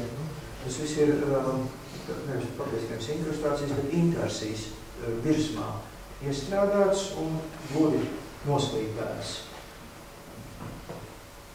Šie apkārtējie portiki ir telpas aiz balstiem. Var brīvi visu cilvēku apmeklēt. Sievietēm, tā ir man sieva, vajadzēja apģērbties speciāli tev izdevu tēru, jo sievietes tā nedrīkst, viņām jābūt ar šo te arābu apmetni virsū. Tur arī savādākā veidā cilnī šie dažādie izmeklētie dabiski akmeņi tiek izmantot, lai veidot šos skulpturālos ornamentus. Tie visi cilnī šeit, zināt, no iekštātām. Tas ir viena no tiem sāņu kupoliem. Arī viņiem blakām vēl ir telpas, un tā ir absolūti mūsdienīgi, ne pilnīgi tradicionāli, bet mūsdienīgi tieši šo arābu ornamentu interpretāciju. Grīdas ir tepiķi, tie visi uz vietas austi, un tā centrālā daļa zem kuras, kas ir zem tiem 3 kupoliem, tas ir, protams, pasaulē lielākais tepiķis. Tas ir uz vietas izausts un sausts kopā tā, ka tos stiķējumus nav iespējams atšķirt. Milzīgs 3 lustras elektriskās, kas katrs ir 9 tonnas, tās kur Vācijā izgatavots. Un tas varētu teikt tāds triumfāls piemērs, kā absolūti tāds tradicionāls motīvus var interpretēt arī nepārprotam sava tapšanas laika kontekstam atbilstošā formu valodā. 6000 kvadrātmetru. Un tāda ir šī milzīgā mošeja. Tur ir milzīga viesnīca, kas ir viena no prestīžākajām visos Emirātos. Viņi saucās Emirātu pils. Ja tur kāds Amerikas Savienoto valstu prezidents apmeklē šo zemi, tad viņš apmetās tur. Es nezinu, vai mūsu premjerministrs tur apmetās. Tā ir tādā pilnīgi tradicionālā veidolā. Šī apkārtējais skats ap šo viesnīcu un tālāk jau gabals skats uz otru pusi sabraucot visam tam apkārt. Un tur ir redzams pārvīcim pilsētas centrs. Tātad līdz stūrs, šis Emirātu pils. Un tālāk no turienes pavarās skats uz Abu Dabī, Emirātu galvaspilsētu, kura necenšās pēc kaut kādiem rekordiem augstbūru ziņām, bet vienkārši tāda laba izkopa vidi. Lai gan arī tur ir kaut kāda rekordi. Tur ir apkārt apkārtās salas, tur vēl ir tāda pussala, zem tā kupola teātris, karogs. Tas, protams, pasaulē lielākais valsts karogs tur plīvo. Plašākā panorāmiskā skatā, tur apkārt arī visādi atrakciju parki ir. Un šeit aizbraucām uz šo teātri, tur ir dažādi etnogrāfiskie muzeji izvietots. Teātris atgādina drīzāk musulmaņu svēto vietu Klīnas domu Jeruzālemē, no kurienes 618. gadā kā Muhameds atspēries, lai nokļūt debesīs, un no ko arābi sāk savu gadu skaitīšanu. Tā ir šī dievnama interpretācija mūsdienu celtnē. Un skats uz šo centru, kur šobrīd viņam ir savādāk panorāma. Šeit ir vēl ūdenvieta, tā ir pēc ļoti pasaulē pazīstama amerikāņu arhitekta Cezara Pelī projektēs biroja nams, kurš ir apmēram tik augsts kaut kur pusē. Tā ir viena viesnīca, un šeit ir viens biroja nams, kas ir būvēts pēc amerikāņu arhitektu Kona, Pedersena un Fox projekta. Tie arī vien tādi, varētu teikt, pasaules augstākā lieluma zvaigznes. Bet tikā vēl vien neliela iekāms dodamies to pieskatu salā, ko es teicu, kur ir paredzēts, ka būs viens Guggenheim muzejs. Visi droši vien dzirdējuši par šo te mākslu mecenātu. Kuģņojorkā ir slavens Guggenheim muzejs, bet vēl slavenāks ir Ziemeļ Spānijā, Bilbao, kas ir šīs pilsētas tēls kļūs, un Franks Gērītis, arhitekts, kurš taisa, tagad saņurcīts konzervuņš, varētu teikt, šīs celtnes, tā ir tāda. Nākamā ir franču arhitekti, arī viena no, pie visi Pritzkers prēmijas laureāti, viss kā viens. Žana Novela, kas ir tēlotā mākslu muzejs, tad ir Zaha Hadid, tā ir Londonā rezidējoša irākiešu izcelsums arhitekti, kas var visādas tādas dekonstruktīvas formas arhitektūrā lietā. Un visbeidzot, tālākais ir Japāņu arhitekta Tadao Ando, kas ir šobrīd pats spilgtākā zvaigzne. Japāņu arhitektūrā jūras kuģniecības muzejs. Tas pagaidām vēl viss tur nav. Tās ir iecerēs, bet, varbūt pēc kāda laika arī tas viss tur tapš, šīs ir vizualizācijas. Kā tas varētu ar laiku izskatīties. Žans Novels, viņam vienmēr tāds ļoti vispārināts formas, nežināt, grandios kupolu, tas ir klasisko mākslu muzejs, kā jau tev ir Zakai, kā ir vienmēr kaut kāds tāds. Arī salauzītas, saimniecības, dekonstruktīvas formas, tas būs šo izpildītāju mākslu, centrus, koncertu zāli, teātri, visu kopā vienā celtnē, un tad Ando, kā Japāņi vienmēr ir savukārt ārkārtīgi atturīgi, precīzi, eleganci. Tā ir tiešām pasaulē viena no fascinējošākām arhitektūrām. Piebildīšu, ka pagājušajā rudenī es piedalījos pasaules arhitektu kongresā, kas notika Tokijā. Atgriežoties no turienes, man jautāja, kāda tur bija, jo daudz kolēģi tur pēc visiem tiem pagājušajā zemestrīces notikumiem nobijās. Vai tad tur Japānā nav, tur tā zemestrīce seks kaut kā. Es visiem varu atbildēt tikai vienu un to pašu. Ja zemestrīce seks kaut kur es jūtu, tad ejot par Rīgas ielām, un ne jau Japānā kaut kur. Tur mums viss caurējis un nebūtiem bruģiem ķerās kājas. Tā ir tāda ļoti vispārināta, ļoti precīza arhitektūra, par izceļās līdz šī zeme. Tā ir viena šeiku zeida bilde, jau teicu, tā ir sava veida, tās ir ikonas visās malās, tā ir tāda liela mozaīka, kāds mākslinieks ir uztaisījis. Un Abu Dabī, tas sauc par Cornišu centru, mūsdienu apbūvu, klasinālu, viņi visi cauri ir ļoti kopti, ļoti izturēti. Protams, ka katram tam augam, viss cauri ir ūdens cauros, pa visu laiku viņiem jāpielēt, citādi tas viss tur izdara. Apakšā visam viņam tā ir tikai tūkstoši šmilts. Un viens no tiem mūsdienu arhitektūras, tas ir CVPL, jau pieminēja Būdot laikā, tipiskiem tādiem izpaudumiem, plastiskas skulptūrālā veidolā, Colin Pedersen Fox, šie biroji, kur galvenais projekta arhitekts ir Viljams Pedersens, kur parasti kā atsevišķi persona tā arhitektūras teorētiķi un vēsturnieki parasti neuzsver visus ar KPF, un viņš ir tas cilvēks, kas ģenerē šīs formas. Tā pelvīja celtne šobrīd ir gatava, viņas tiek graustāt par pārējām. Tur jau viņiem ieceres ir dažādas. Šeit mēs redzam bildīts vēl laukumu gūbedras rakšanas laikā un kādi tā gatavā celtne. Tā ir galvenā iela, kura neizceļās pārāk ar kaut kādiem grandioziem mērogiem, bet tieši tīzāk ar tādu labu cilvēcīgo mērogu. Un tad mēs redzam divas mājas ar bumbām galā. Šajā paliviena Karla Soto un tā ir Artūra Eriksona, abas šo te mobilā sakaru kompānijas biroji. Tāds modernā interpretācija trešais, kā redzam, attālums ap šīm mājām ir ārkārtīgi mazi. Tur ir tieši pretējais. Mēs stāstam savam gidam, ka mums ir insulācijas prasības, ka viena māja otrai nedrīkst atrasties tā, ka noēno to otru. Šeit otrādi jāpanāks tā ēna, un redzēt, bet tur starpās jau ir logi, skatās viens pret otru.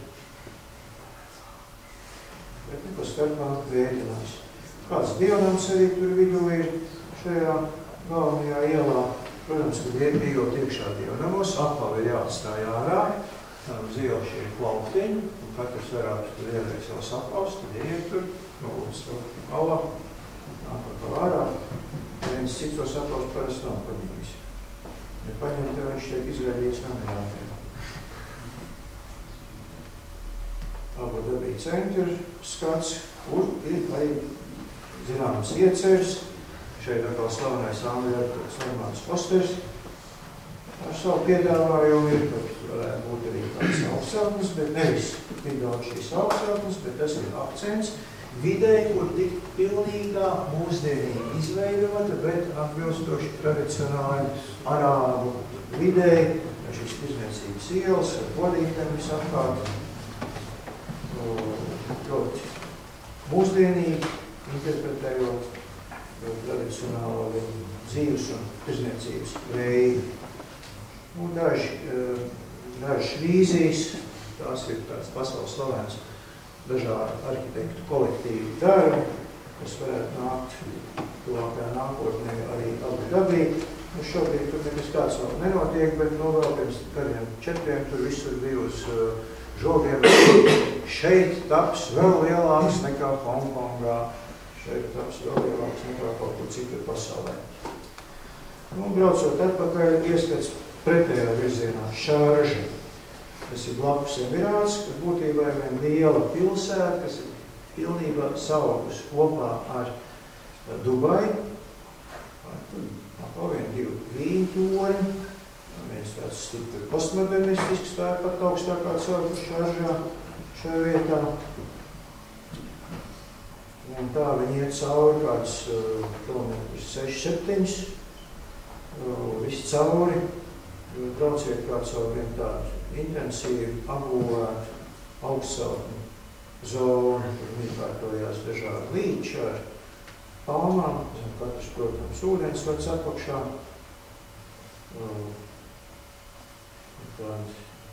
Daži tradicionālāk veido ēkas, un tad nāk galvenais mošais, kā es teicu, jau ir tradicionāls, viss cauri. Un tad pats Šāržas centrs ir tāds skaisti līdzi izvietojās. Daži ēkas ir tāds, kāds daži, diemžēl, uzskata par modernām.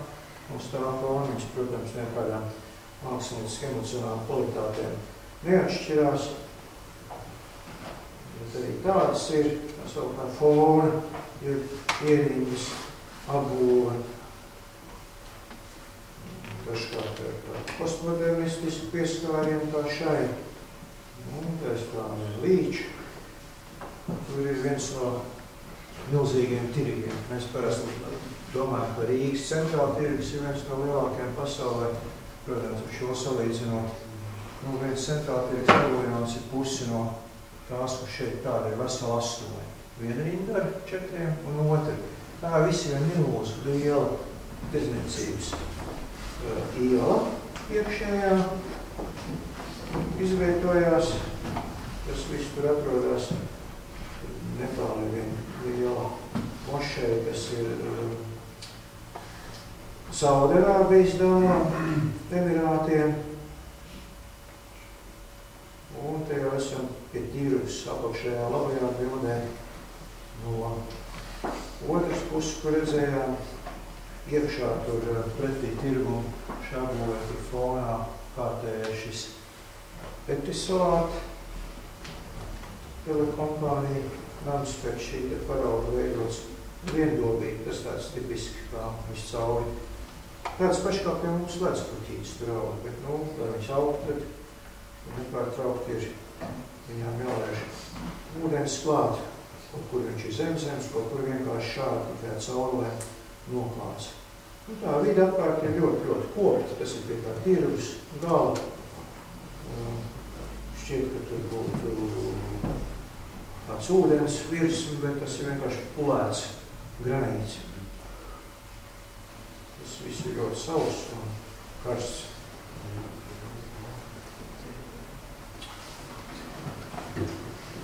Postmodernu formu atspoguļojam un tirgus, kur līdzīgi kā daudzos citos šajos lielos tirdzniecības centros. Un te ir lielā tirdzniecība iespēja. Šeit vienā veikalā man nelaimējās tāda neliela interese parādīt par kaut ko, nu tas bija negals. Sākam, oi, mums ir arī tāds, es saku, nē, šitais nekā nedēļ. Oi, arī tāds, un tik nes kungu iekšā, riktina vienu, riktina otru, un rāda un stāsts tev, un braucam tālāk cauri šaržējos uz austrumiem, uz Ečmeni, kur atrodas viesnīca, kur mēs, protams, tīri finansiāli apsvērumu dēļ izvēlējāmies kā tā pieejamā, vai tas bija Kempinski hotels, ar šo piekrastu braucot, lūk, kuram pašam sava privātā pludmale ir, ar saviem tenisa kortiem un pludmalēm palmas, protams, katrai apakšā, kur visu laiku tikai parādās, ka izburbuļo kaut pludmalu ūdens apakšā ir iekšējais peldbasēns. Nu, tāda skaista rekreācijas vieta. Bet nu, viņi, protams, 10 reizes vairāk nekā pašā Dublijā. Pludmale ir tāda paša smalks smilts kā mūsu Rīgas pludmalē. Tikai šeit viņi ir tāda. Mēs tur bijām novembrī, jo vasaras vidū jau laikam baltais cilvēks tur neizturētu. Tad sākās tā īsta eiropiešu turismu sezona, kad temperatūra tā 30 grādi iet augstāk. Labi kokiem apstādījumiem. Tas viens tāds dabas moments. Es domāju, kas tie tādi tur lido? Tie laikam jūras graukļi. Nekais, tādi lieli, melni putni. Pēkšņi tur daudz tūkstoši šalidoja, sasēdās jūrā, līdz kā laikā kā aizlidoja projām.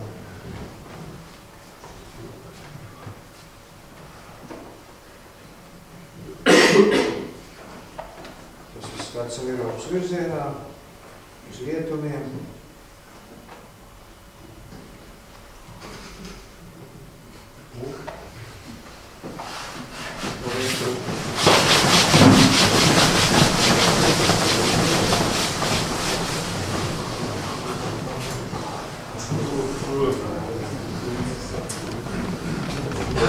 Kādam ir jautājumi? Jā, man ir jautājums. Tas jau parādījās, bet nu, tā nav tāda zīmēšanās, kuram lielāks un kuram garāks. Tur taču neviens nedzīvo noteikti. Un kurš dzīvo 800 metru augstumā vai labi, pat ja, teiksim, pasaulē ir 100 cilvēki, kas to var atļauties, ne jau visu laiku uzturās tajā. Vispār par visu, kāpēc to vajag? Ļoti maz vietās pasaulē augstsākums to, tāpēc, ka vienkārši teritorija to neļauj. Tā ir tieši tas, ko jūs teicāt. Jo tas viss ir nenormāli dārgi, lai arī inženieri tehniski nodrošinātu viņas izmantošanu. Iedomājieties arī visur ir ūdens apgāde nepieciešama un citur vajag pārsūtniešanas starptverstīgi. Jo kur cauri vats turēs 800 atmosfēras spiedienu jājautā, ja? Līdz dabūniek līdz augšai. Tā ir zīmēšanās, protams. Bet sakiet, tās mājas, nu tur pilns ar tiem durskāt, viņas ir tukšas, viņas tukšas, viņas ir, kas tur notiekās? Lūk, uz to jautājumu, tas arī man visu laiku tur uz vietas mocīja, vai ne, jo nakts laikā neizdevās viņus redzēt tumšā laikā. Nakts skatā viņus varēja redzēt, bet tas nebija pārāk gaišs tiešām. Jo sajūta tiešām tāda ir, jo ņemot vērā tās zemes iedzīvotājs skaitu, to nodrošinājumu ar cilvēku masu, tas ir absolūti neadekvāti. Tas ēku tilpums, kas tur ir sabūvēts. Lai gan pasaulē daudz tās lietas notiek. Es atceros vēl 90. gados Londonā, kad Doklendā parādījās pirmais debeskrāpties, nu tas, tur ir tik daudz vietas, un viņu nevar izmantot, viņš ir pustukšs. paiet 6 gadi, tur ir vesels debes krāvu pudurs, tur ir vesela Manhattan jau izdomās. Tā kā kādreiz tie procesi ir tiešām neizskaidrojami. Tu pieminēji to infrastruktūru. Man jautājums ir, ja viss šitā celtniecība notika tik šausmīgi strauji, vai tad viss tās, teiksim, kanalizācijas, ūdensvadi un tā tālāk, tie visi jau tik iepriekš ieplānot, lai tas varētu notikt?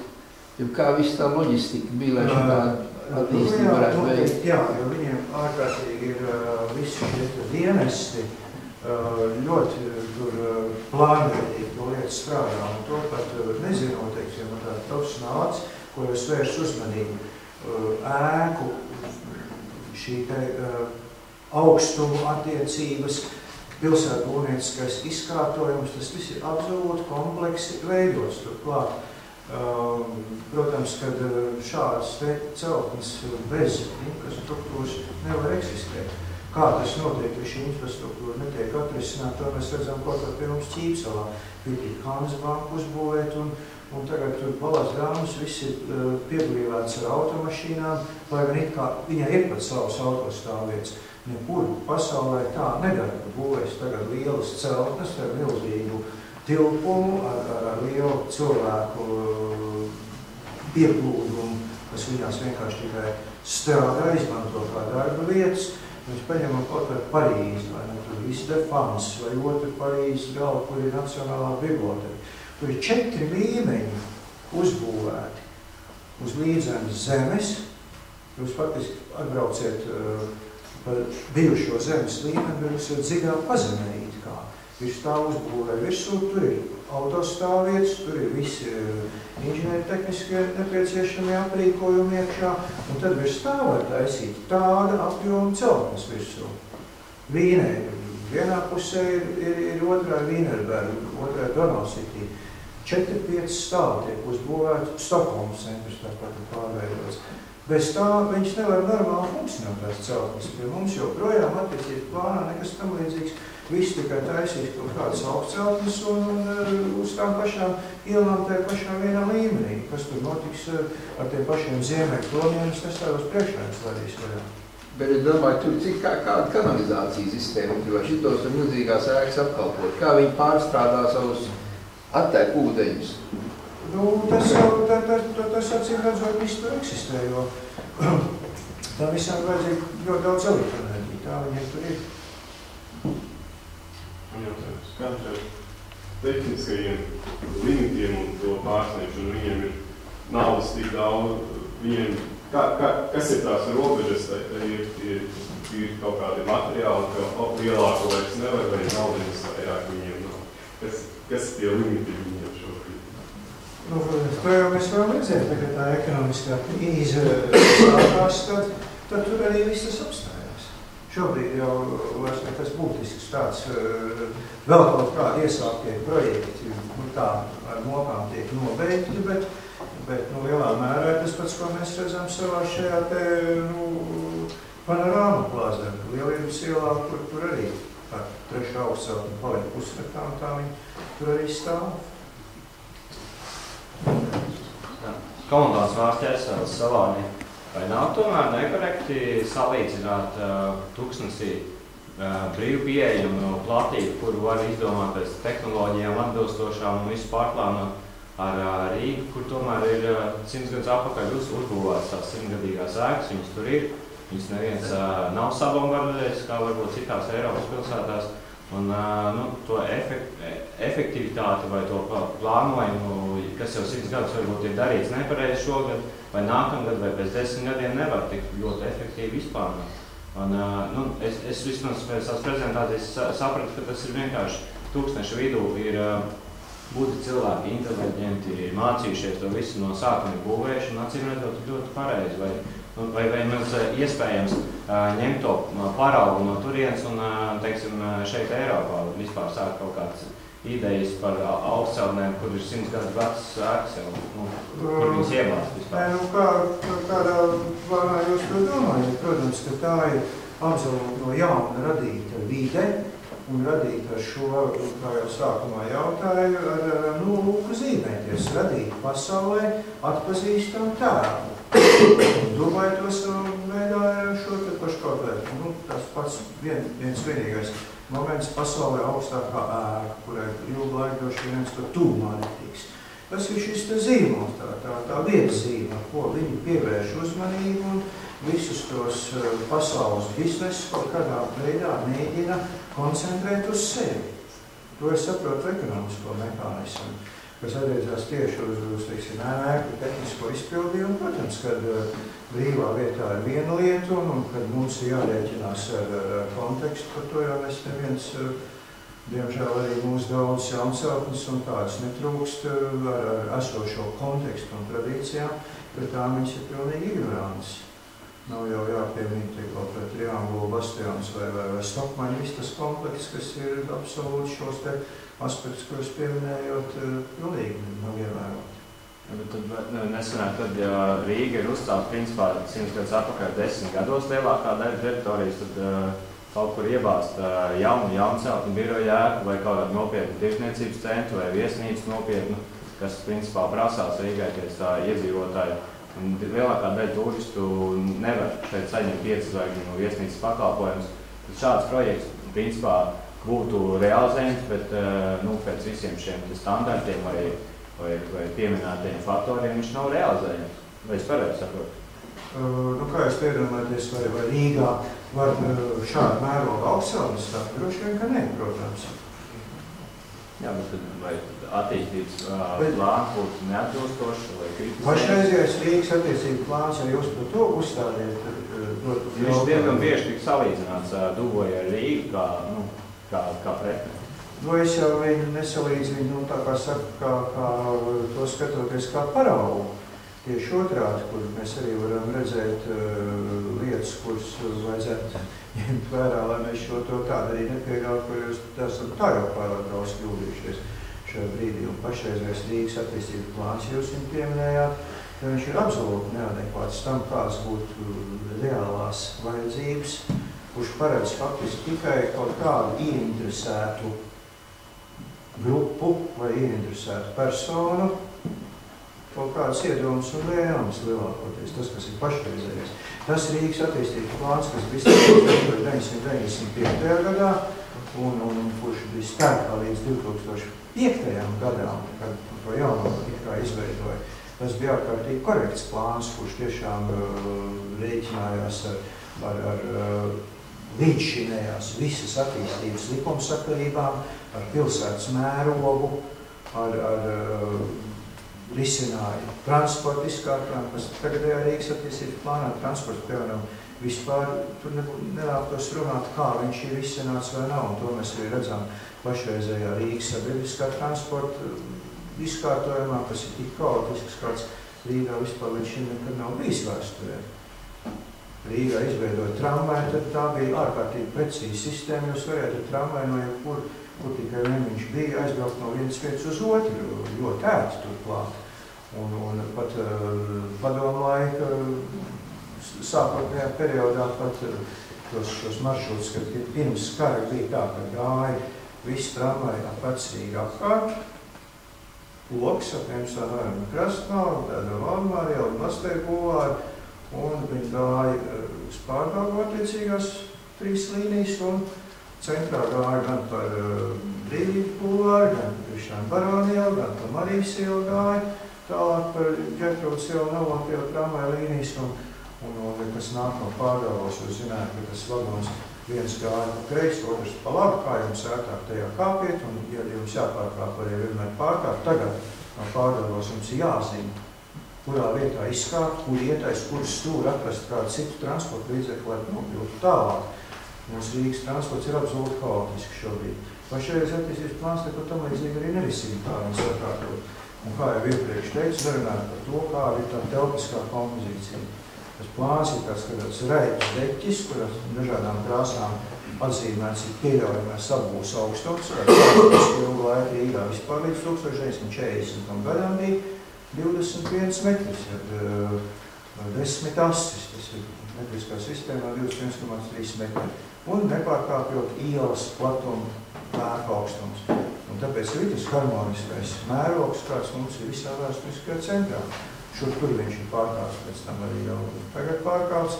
Un tas, kas ir tagadējā plānā, to nekāda rēķināšanās nav pie tam. Pat tajos plānošanas dokumentos, kā teiksim, ir vēsturiskā centra saglabāšanas plāns, kurā skaidri un gaiši ir ierakstīts, kā tā sauktajā buferzonā, kas ir ap paši šo vēsturisko centru, piemēram, pa Valdemāru jau robežu, tikai attālinoties no viņa, jo tālāk, jo drīkst lielāku augstumu.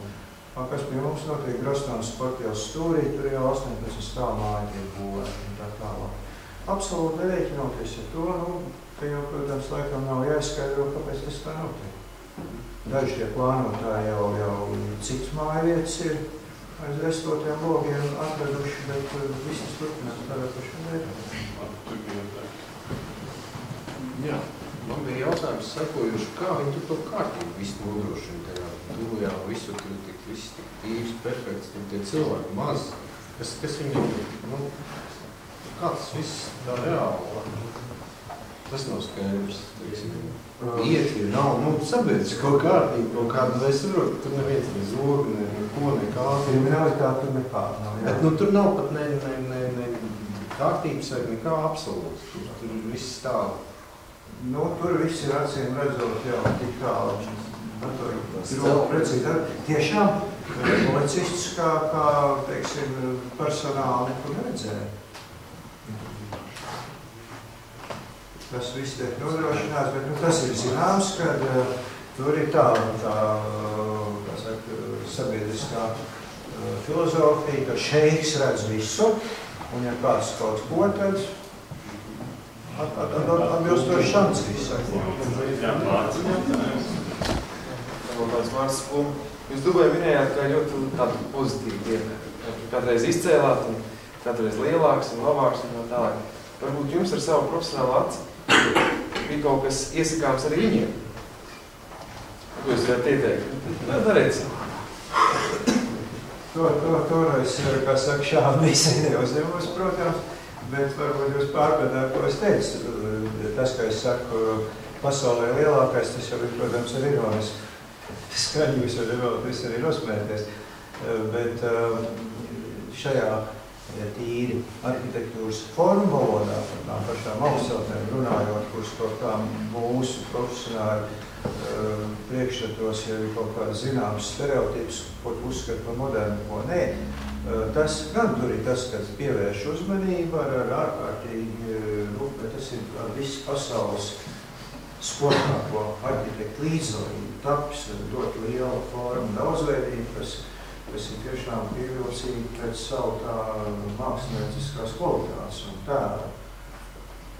Bet, mērogi jau, es nekad nedomāju, ka mums vajadzētu aizrauties, mēģināt kaut kur ar augstceltnēm, mēģināt kaut kā tuvoties pasaulē.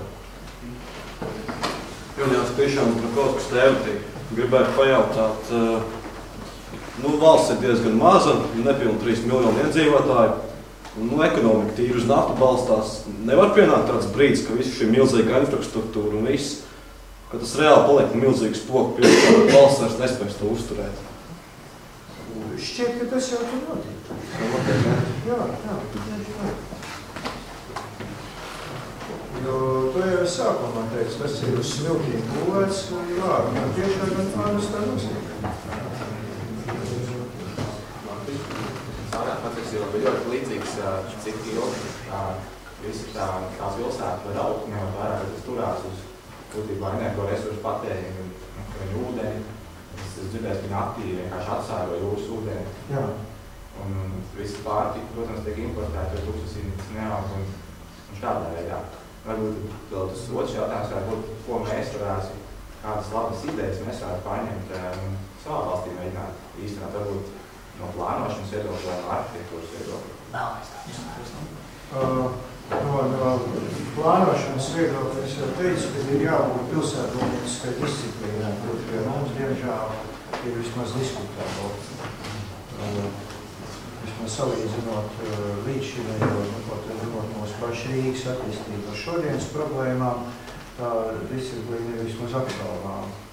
Un arī tie principus, kuriem tiek balstīti. Tik tā, protams, ja tā ir vispārēja frāze, un Dubai jau nav tas piemērs, no kurš tas būtu, kā saka, tiešā veidā, jāņem kā paraugs. Tā ir īpaša vieta pasaulē, kuri, kā saka, uzbūvēt uz to, lai zīmētos pasaules mērogā. Un tur ir arī savu priekšnoteikumu, lai to sasniegt. Un pie mums tas nav protams, nevienā gadījumā iespējams.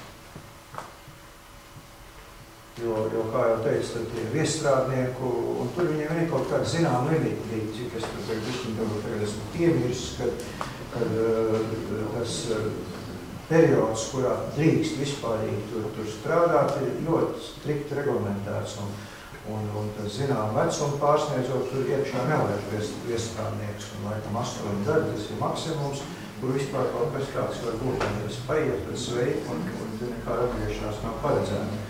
Respektīvi, viņi eksploatē visu Āziju, un daļai ir Āfrika. Lielākoties Āzija, protams, jo tur visi tie viestrādnieki, tā ir Pakistāna, Indija, Indonēzija, šie reģioni. Kaut kādi jautājumi ir?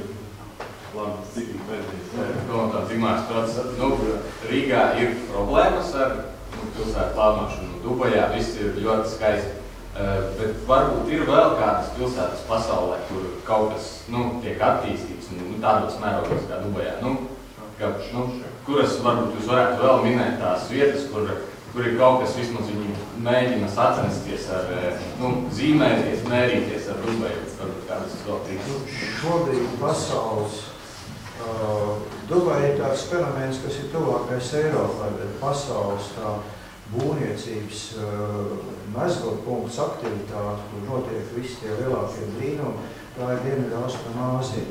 Tā ir Malaizija, nedaudz arī Austrālijā, bet galvenokārt tagad Ķīna ar Šanhai, kur vesels milz jauns rajons ir un jau kopš krietni laika, kopš 80. gadsimta tā ir Hongkonga, kur uzsprāga līdz tam brīdim, kad viņi nonāca sarkanās Ķīnas pakļautībā 99. gadā, bet ķīnieši pietiekami gudri viņi neatvēra. Hongkonga, tāpat kā vēl Guangzhou un Makau, šīs 3 bijušās Angļu kolonijas ir, bet tajās nav tāda celtniecība, tieši Hongkonga. Tur jau no komunistiskās Ķīnas cilvēki netiek iekšā bez īpašām vīzām vai caurlaidēm un tam līdzīgi. Viņiem ir savu valodu, savu ekonomiku, kura tiek uzturēt, protams, tā ir viena ādera, kas baro visu komunistisko Ķīnu zināmā mērā. Un tur tā celtniecība nevienu brīdi par Dubajā, ko viņi pieklus Hongkongā, tas visu laiku iet uz priekšu. Tā Hongkonga sastāv no cietvietās un no salas. Tā sala jau ir viss tā apmēram 15 km garumā šaura josla kalni, un ar to visu tā ir pilna tagad pirmībēta celtniecība. Tagad viņi Dziedziemes pusē. Viņi uzbūvēja veselu milzu jaunu lidostu, uzbēra jūrā salu, ļoti liela, jo tur arī īsti lidmašīnām tik klajā. Dziedziem visi pieaug pilna un pašas augstākās ēkas, vēl augstākas kā tur, tās ir pie te Dziedziemes pusē sāk augt uz priekšu. Tas ir viens no tiem pasaules finansu centriem un koncentrācijas vietām. Un tur arī visādās arhitektūras sasniegumi nāk viens pēc otrā. Un tur mēs varam tos pašu, ko te nosauc, slavenāko pasaules arhitektu, gan visu darbus, pasauli plašu paletu redzēt. Tās ir, protams, ir Japāna. Mēs paskatāmies, kāda ir Tokija, tā ir pilsēta, ko tikko rudenī, es neesmu to vēl salīdz šādā prezentācijā, varbūt kaut kad rudenī to izdosies laika dokumdē arī parādīt. Tā tiešām pārsteidz ar tāds zināms priekšstats jau pa visu to bija, ko tu redzējis, bet kā tur ir organizēta vide pie tā milzīgā cilvēku blīvuma, kas apdzīvo šo zemi uz vienu vietu. Tur ir jābūt ārkārtīgi augstu organizētai sabiedrībai, lai tur nenotika kaut kas tāds kā Indijā vai nekur. Tur jau ir viena viskast izveidosies daudziem. Bet Japāna ir absolūti perfekta un visa šī pilsētas urbāna attīstība. Pēdosiet Yokohama, tā ir sapūdus ar Tokiju vienā vienotā veselumā, un tas ir apmēram 40 km vienā un tikpat daudz otrā virzienā. Viena grandioza, blīva pilsēta, kur nav tāda, kas ir tad izkrita. Ļoti eiropeiski, ļoti blīvi. apbūvēta ar ļoti lielu izmēru celtnēm, bet viss cauri, kur nāk šīs lielāka mēroga celtniecība virsū. Tur visur ir tas pats, ko es jau vairāk kā teicu. Jūs ejat un izrādās, ka jūs nemaz neatrodieties uz zemes, bet tas ir līmenis, kas ir jau uzaudzis vairāks virsū. Jūs tur redzēt kaut kur apakšā, kaut kur brauc automašīnas, kaut kur tur ir tas tā kā iet viens vilciens, jūs brauciet ar vilcienu starp mājām, centrālā stacija par lielām mājām, iet uz estakāds vilciens, kad starp mājām ir bloks viens tāds pats ārvilciens, kaut kur brauc. Cilvēki nevērto tik daudz citu kā galvenās sabiedrisko transporta pārvietās. Tas viss ir ārkārtīgi intensīvi, ļoti blīvi un ļoti labi koordinēti attīstības. Un tikai tā viss, kas tur var notikt. Paldies, teiksim, Jānim. Turpināsim pie projektu.